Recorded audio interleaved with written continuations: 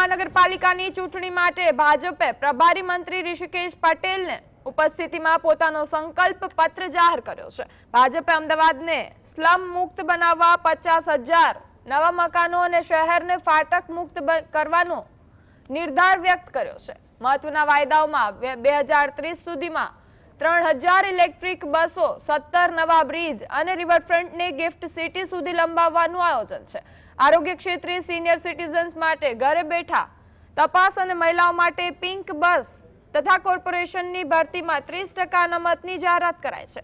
આ સાથે જ પર્યાવરણ જાળવવા ગ્રીન કવર 18% સુધી લઈ જવાનો અને મ્યુનિસિપલ કોર્પોરેશનનું વીજ બિલ સોલાર પેનલ્સ દ્વારા ઝીરો કરવાનો લક્ષ્યાંક મૂકવામાં આવ્યો છે।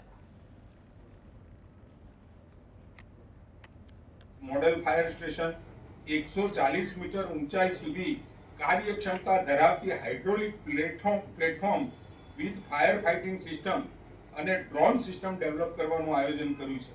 ટ્રાફિક સોલ્યુશન માટે એઆઈ આધારિત ટ્રાફિક સિગ્નલ વ્યવસ્થા, 100 જેટલા લેફ્ટર્ન અને સાથે ઇન્ટિગ્રેટેડ ટ્રાન્સપોર્ટ મોડલ બનાવવાનું આયોજન કર્યું છે। એટલે કે જ્યાં બીઆરટીએસ છે, એએમટીએસ છે અને જે મેટ્રો છે એ તમામની કનેક્ટિવિટી એક સાથે થાય અને મુસાફરોને પબ્લિક ટ્રાન્સપોર્ટમાં ખૂબ અનુકૂળતા મળે એ પ્રકારની વ્યવસ્થા